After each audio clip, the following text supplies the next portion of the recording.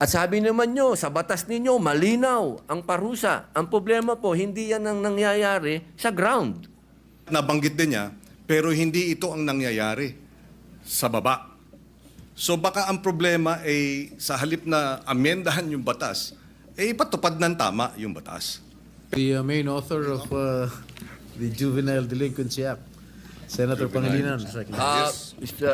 Ginoong Pangulo, bago po umpisa si Senator Kiko, gusto ko lamang po siyang batiin at siya na po ang chairman ng Constitutional Amendments and Revision. At maraming salamat din sa dating chairman ng Constitutional Amendments Committee. Magandang araw sa kanila lahat. Kung maaari po bang magtanong ng ilang mga katanungan sa ating nagbigay ng kanyang privilege speech? Opo. Unang-una, nagpapasalamat tayo na ito'y naisiwalat ng ating kasamahan sa Senado, yung usapin ng Juvenile Justice Welfare Law of 2006 and amended noong 2013. Una sa lahat, tayo ay nakikiisa sa kanya sa usapin ng pangangailangan ng hustisya, lalo na sa mga naging biktima ng mga krimen o kaya mga kilos ng mga kabataang nasasangkut o minor de edad na nasasangkut sa criminal activities. Tama lang na dapat ang mga nagkasala ay nananagot. At marahil ay maraming kinakailangan ding liwanagin o linawin sa usapin nung ano nga ba ang tunay na mga probisyon o tunay na mga posibleng mga pag-implementa ng batas at ikumpara ito dun sa mga hindi tama o kaya disinformation. Unang-una sa lahat, hindi po tama at hindi ito naaayon sa batas na walang pananagutan ang kabataan na nagkakasala. Number 1. Number 2, hindi rin tama na ang nagkasala sa batas na menor de edad ay dapat pakawalan. Number 3, hindi rin tama na kapag ikaw ay below 15 at up to 9 years old at ikaw ay nagkasala, ay dapat kang pakawalan. Maliwanag, noong 2006 na ipasa yung batas, nakita ang ilang mga naging problema sa implementasyon ng batas. Kaya noong 2013, ito ay inamendahan under the chairmanship then of now Senate President Chis Escudero. He was the chairperson of the Senate Committee on Justice. Ngayon, siguro isang tanong. Ang unang tanong, maaari bang masabi na oo, may kakulangan ng batas, ngunit mas marami ang kakulangan sa implementasyon kaysa sa batas mismo? Una po, linawin ko po sa ating kaibigan, Senator Kiko Pangilinan, wala po akong sinabi na kulang ang batas. Ang sabi ko po ay napakaganda ng batas na ito. Hindi lang po siya napapanahon ngayon. Sa pangalawang tanong po, totoo po yan sa maiksing panahon ko po dito sa Senado, napakadami pong magagandang batas. Sobrang gagandang batas, hindi po talaga na-implement. Hindi lang po sa usapin na ito. Usapin lang ng agrikultura, number 1 na yun. Public information, number 2 na yun. Pero ito pong tanong nyo po, totoo po yan. Implementasyon ang kulang. Pero alam nyo naman po sa buhay ng... Ito lang po, opinion ko lang po ito. No? Dahil ako po ay hindi ko naman po itinatago na tayo po'y galing dyan sa ganyang klaseng buhay. Yung mga ganito po kasi, alam nyo, minsan iisipin natin ang mga kriminal bobo, kriminal tanga, kriminal walang isip. Gusto ko pong sabihin sa inyo, nagkakamali po tayo. Yan ho ang mga pinaka may brilliant mind, ano? Kung gusto nilang gumawa ng krimen at gusto nilang gamitin po talaga yung mga bata, talaga pong magagamit po nila. Kaya ulitin ko po, Senator Kiko, wala po akong nakitang hindi maganda sa batas po ninyo. Ako po'y naniniwala dito sa batas po ninyo. Kaya lang po, kailangan po natin mag-adjust po sa panahon po ngayon. Maraming salamat sa paliwanag at sa kasagutan. Kanina nabanggit nung in-interview na kabataan na kaya nila ginawa yung batas, yung kriminalidad. Kaya sila gumawa ng krimen ay dahil hindi sila mapaparusahan. Tama yon, hindi ba? Tama yung kanilang, yung bitiw na salita. Tama ba yon sa ilalim ng batas? Na pag sila'y gumawa ng kriminalidad o krimen ay hindi sila mapaparusahan. Sa usapin po ng kasi ganito po 'yan, no? Napakaganda po nung inyo pong katanungan. Ang bata kasi kahit sila lalahatin ko na po ano. Kasi ganito 'yan Pagka sinabi mong pananagutan, ang kaduktong po nun dapat may parusa. Kasi kung pananagutan, oo, may pananagutan, sinabihan siya, ginawa mo 'yan. Kaya ganito muna ang mangyayari sa'yo, dadaling ka muna dito sa Bahay Pag-asa, dadaan ka dito sa matinding intensive na masasabi nating psychological and moral and lahat na po, no? Sabihin natin. Alam niyo po, Senator Kiko, sa 3 years and a half ko po sa Bilibid, hindi ko naman po nila lahat, ano? Pero wala na pong pinakamagagaling na artista kundi kriminal. Kapag kaharap niyo po yan, lahat ng drama, lahat na po, sabihin niyo po, lahat ng kalungkutan, lahat ng pinagdadaanan niya, sasabihin sa inyo. Pero pag talikod po ng nag-i-interview dyan, o halimbawa ng empleyado yung sabihin gwardiya, o ng probation officer, pag talikod po nun, pagbalik nyo sa selda, bubuksan yung wallet niya, papakita sa iyo yung dyaryo, ito ang pinatay ko, pare. Ganyan po ang criminal mind. Hindi ko naman po inilalahat. Pero pagka sinabi po natin kasi ng pananagutan, dapat nagbabayad ka ng kasalanan. Hindi lang binasa sa'yo. Hindi yung parang gumawa ka ng isang karumal-dumal na krimen, ito po nakita ko po ito dahil ako po ay kagyat na pumunta sa Camarines Norte nung ni-rape nila yung batang, ano po ito Senator Kiko magkakaibigan po ito. Yung babae ni-rape nila, binidyo nila, lahat, pinatay, lahat po, binidyo, hanggang naagnas yung bata, binidyo.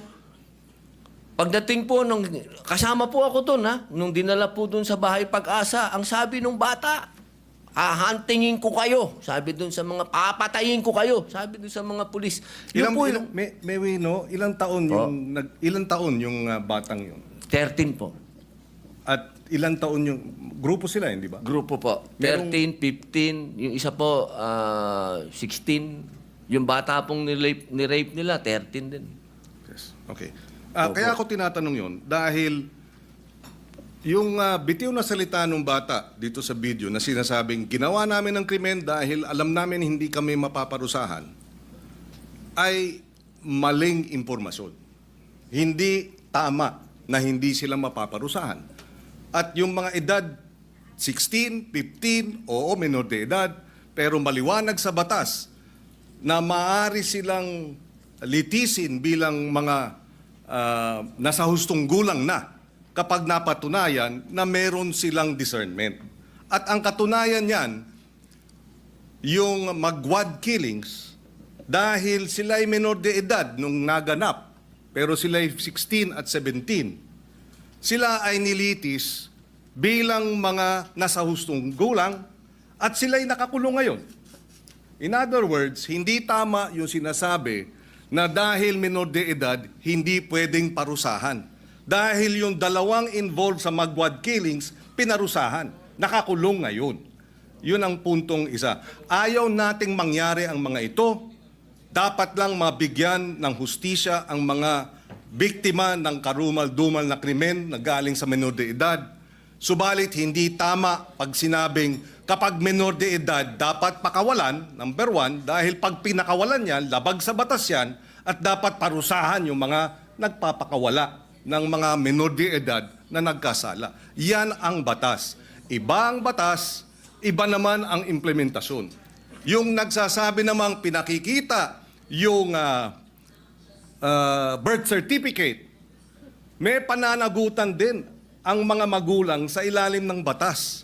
At yung mga nagsasabing ginagamit ng mga bata, may pananagutan din sa nasabing batas. In fact, ang parusa dun sa mga gumagamit ay yung maximum na maaaring maging parusa dun sa krimen na isinagawa ng mga bata at ginamit ng mga sindikato. Ito'y madaling sabihin. Parusahan yung bata, ginagamit ng mga sindikato. Bakit hindi habulin yung mga sindikato? Kasi mas madaling parusahan yung bata. Mahirap parusahan yung mga sindikato. Dahil yun, makapangyarihan. Yung bata, vulnerable. Ginamit na ng mga sindikato, exploited na, biktima na, dahil ginagamit at kinakasangkapan, at mabibiktima ulit ng Estado dahil kailangan silang parusahan at ikulong. Kaya kinakailangan marahil ay balansehin natin. Sa usapin ng unang-una, yun nga ba talaga ang sinasabi ng batas? Allow me to read some of the provisions. Parents shall be liable for damages unless they prove to the satisfaction of the court that they were exercising reasonable supervision over the child. Ibig sabihin, may pananagutan ang mga bata, ang mga magulang. Meron ding maliwanag na usapin.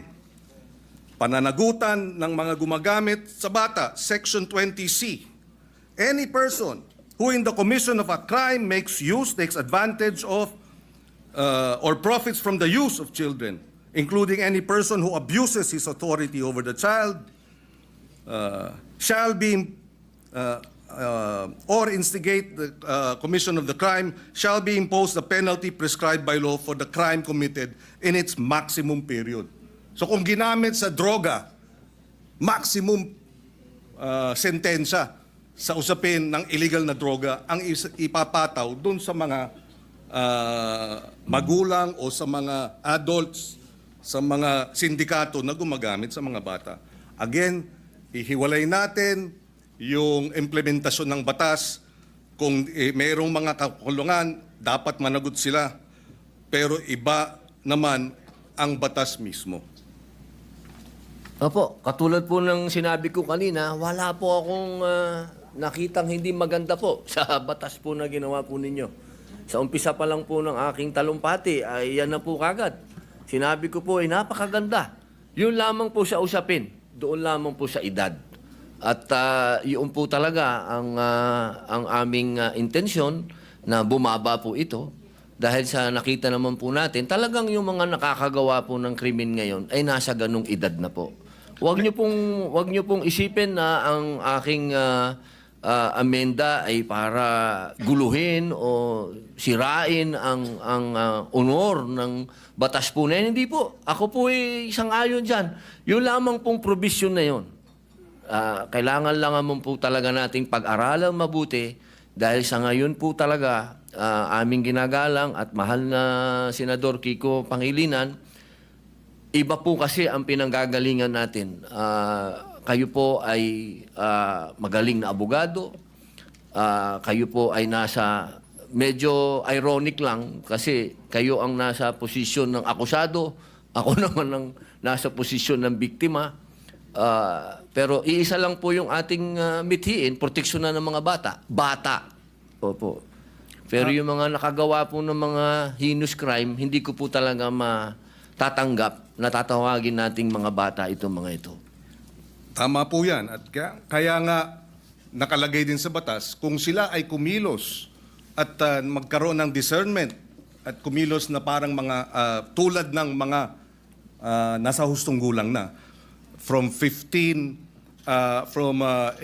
to 15, dapat litisin bilang mga nasa hustong gulang na. At yung 15 and below naman, pagka serious offenses, pwede silang mandatory confinement for a period not less than 1 year. Ibig sabihin, sila ay involuntarily confined for a period of not less than 1 year. So hindi tama pag nagkasala ng rape, ng homicide, ang mga minor de edad na ang edad ay 15 and below, sinasabi ng batas, mandatory confinement of not less than 1 year. Pwedeng maging 2 years, pwedeng maging 3 years, depende sa magiging pasya ng hukom. Pero hindi tama na sabihin, pagka 15, 14, 13, 12, nag-rape, dapat pakawalan. Labag sa batas yun. Ngayon, nais ko rin ipaliwanag at ilagay sa records po natin, narito si Senator Sherwin Gatchalian. Nung siya ay mayor, full implementation ng Juvenile Justice Welfare Law ang kanyang inimplementa. At naalala ko na 70%, if I remember right, nung mga nabigyan ng pangalawang pagkakataon dahil nagkasala na diversion program ay nanumbalik sa normal na buhay at nagkaroon na ng maayos na pamumuhay.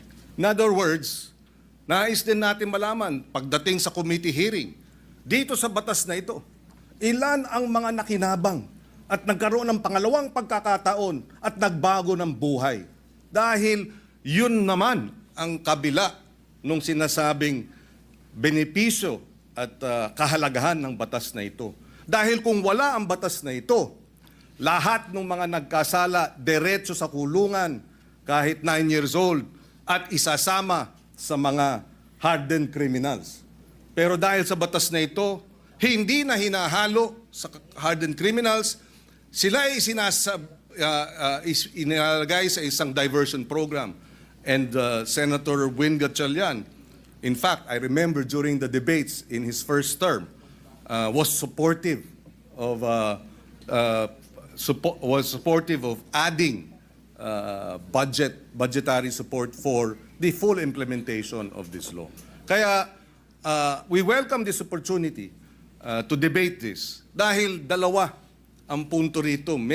Merong mga biktima na dapat talagang tugunan at bigyan ng suporta dahil sila ay biktima ng mga nagkasalang minor de edad. In fact, on record, may pananagutan ang DSWD sa mga pamilya ng biktima. Nakalagay yan sa batas na kinakailangan bigyan ng assistance, counseling ng DSWD ang pamilya, kamag-anakan ng mga naging biktima ng karumal-dumal na krimen at iba pang mga kriminalidad na kilos ng mga minor de edad. And therefore, we welcome this opportunity na magkaroon talaga ng diskusyon, makita ang maganda sa batas, makita ang kakulangan sa implementasyon, at tingnan din natin itong usapin ng lowering of the age. Ako, ang punto ko, palagay ko, masyadong mababa ang 10 years old. Although even if you're 10 years old, again, uulitin ko, at ikaw ay nag-commit ng rape, minimum 1 year mandatory confinement. Pwedeng ma-extend dahil yan naman ang sinasabi ng batas. Ako po ay naliligayahan sapagkat kayo po ay bukas sa debate at pagdiskusyonan. Yan naman po yung lagi naman natin dito yan sa Senado. Tayo'y open sa kahit anong amendment, sa kahit anong gusto nyo pong gawin. Ang kailangan lang po natin talaga, katulad po nung sinabi ng aking talumpati kanina, kailangan po itong marinig, kailangan itong pag-usapan, kailangan ang mga biktima ay marinig din sa komite. Kung ito po ay pag-uusapan na sa komite ni Senator Alan Peter Cayetano, mas maganda din po na marinig din sila. Alam nyo, mahal na kaibigan, Senador Kiko Pangilinan, yung pagkakataon na ang kabataan po natin sa ngayon, kapag sila ay nakita nila kasi na tayo easy-easy lang, at alam naman natin na kayo po mismo ang nagsabi, may problema sa implementasyon at napanood pa nila ngayon yan, nako, lalo na naman lalakas po ang mga loob ng mga sindikatong bata. Ako po'y kanina, habang nag-uusap po kami ng aking legis, sabi ko sa kanila kanina, alam niyo kung yung mga brilliant mind na mga criminal minds na yan, kung ito ay kanilang i-exploit, talagang mag-aalaga ka talaga ng mga batang wala na sa kanilang pag-iisip. Ito lang pong pagpapababa natin ng edad, ito po ay kailangan meron din tayong ganong warning na sana po buksan din po natin ang isip natin sa usapin ng kailangan na. Hindi po wala kang kailanman nasasabihin sa inyong ako'y kontra sa mga bata o hindi. Doon lang ako sa karumal-dumal, doon lang ako sa hinus. Doon lang ako sa hindi masikmura. Ako na to, ha? Ako na po ito. Hindi ko masikmura. Si Robin na po ako, ha? Nakita ko na ang worst of the worst. Sabihin nyo na. Pero ako hindi ko masikmura. Yun lang po ang punto ko. Wala ako ditong, kahit kailan wala ako ditong kinokontrang personal o wala. Ako kung ano lang ang nasa kalsada, kung ano lang ang nasa 8% ng ating mga taong bayan, kung ano ang nararanasan ng mga naghihikahos sa mga lugar na ang kahirapan po talaga at ang mga kalukuhan at ang mga nandyan na ho talaga. Ito po inilalatag ko sa inyo. Ako na po yung boses niyan. Kahit po sa sinasabi natin, makukulong yan, madadala doon. Alam nyo, ang isa ho dapat natin pinag-uusapan kung magkakaroon tayo talaga ng youth detention center. Kasi ako po talaga, patawarin nyo po ako, itong mga gumagawa ng ganitong kasalanan, hindi po yan pwedeng hindi mangulungan. At sinasabi nyo po, nandyan sa batas nyo yan, naniniwala po ako na dapat silang mangulungan talaga. Ang problema, hindi po nangyayari. Hindi po talaga. At yaan po ang nangyayari sa ground. Narinig nyo naman po ang sinabi din ng ating kasama ni si Senator Raffy, talaga pong may problema sa implementasyon. Kaya sana po, kapag tayo po'y nag-hearing, nag-usap-usap, wag po nating isipin na yung batas po ninyo ay... Hindi po, never ko po yan gagawin, sir. Never. Ako po, gusto ko po magtulungan po tayo para masaayos po natin kung ano ang future ng ating mga kabataan, kung saan ang direksyon po nila. Katulad po ninyo ako, sumasama po ako sa inyo. Yun lamang po, ang dala ko po sa inyo ay point of view ng ibang naratibo naman. Naratibo po yan ng isang taong nakulong. Nakita ko, mga mata ko, ako po mismo, nung binanggit na ni Senator Bato, kanina, yung patungkol sa mga akyat bahay. Hindi naman po ako naging akyat bahay, pero pag nabasa niyo po yung aking biography, nakita niyo po yan. Talagang nagamit po tayo. Talaga ng mga sindikato. Nung ako'y bata.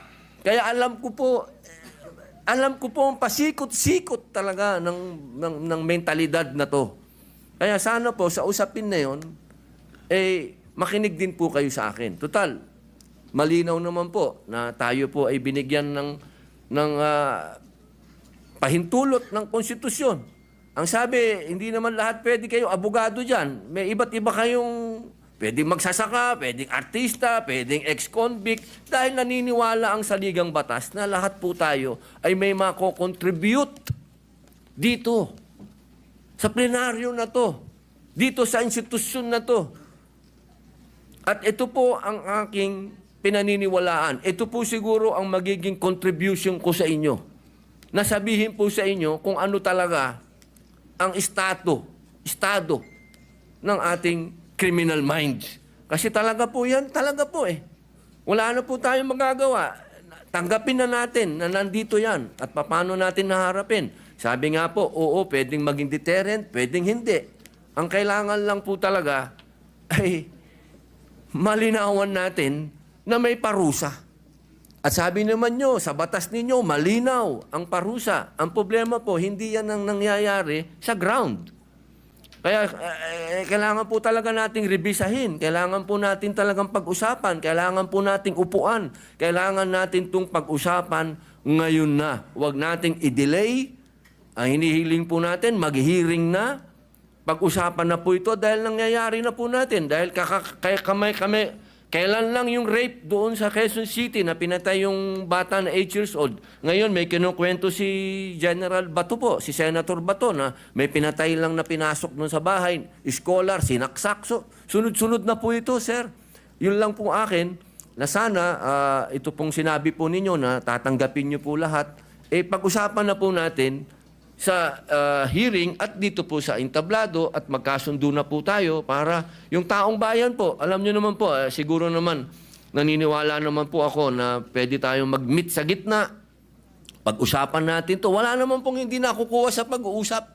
Ang kailangan lamang po tanggapin natin na may problema sa ngayon ang kabataan dahil sobra na pong bata ang mga nakakagawa ng heinous crimes. Yun lang po yun. Wala po kong gusto sa inyong diskusyonan. Opo. Kami nagpapasalamat na nabanggit ni Senator Padilla itong usapin nga ng nariyan sa batas na dapat may parusa, angkop sa pagiging menor de edad. At meron naman talaga.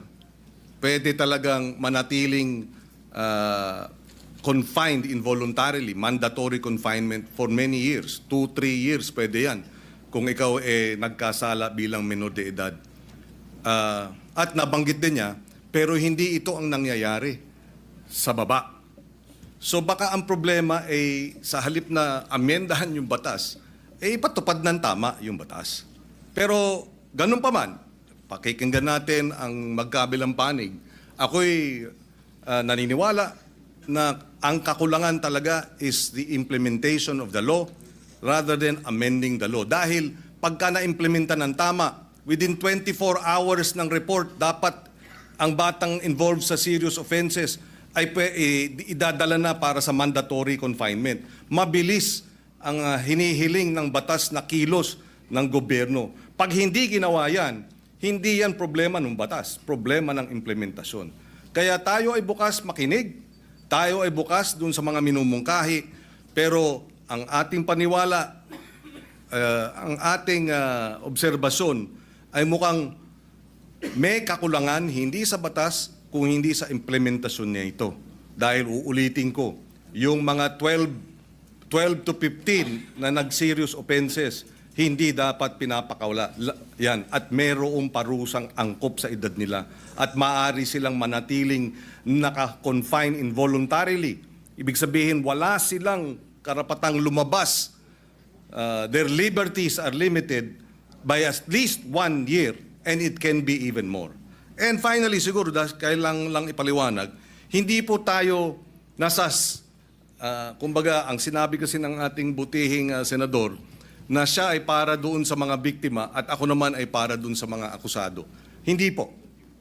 In fact, yung amendment natin sa batas na ito ay dapat bigyan ng assistance, suporta, counseling ng DSWD ang pamilya at kamag-anakan ng mga biktima. Mandato yan. At pag nagkulang ang DSWD dyan, sila'y mananagot. Hindi tayo panig sa mga kriminal, hindi tayo panig o sa mga children in conflict with the law o yung mga inaakusahan. Hindi rin tayo panig basta-basta sa mga biktima. Panig tayo sa interes ng pagpapatupad ng tama ng batas. Dahil alam ko, pag tama ang pag-implementa sa batas, lahat makikinabang. Dahil nariyan naman ang mga probisyon para dun sa mga naging biktima at para dun sa mga children in conflict with the law. Maraming salamat po. Opo, ako po'y natutuwa at nanggaling po sa ating mahal na senador na open po siya sa pagdiskusyonan to. At kanina lang po, nabanggit niyo po kanina, parang open na kayo mag-amenda tapos binawin niyo. Doon lang po ako naguluhan. Pero sana po, pag-usapan na lang po natin. Maraming salamat po sa inyo. Thank you, Senator Pangilinan.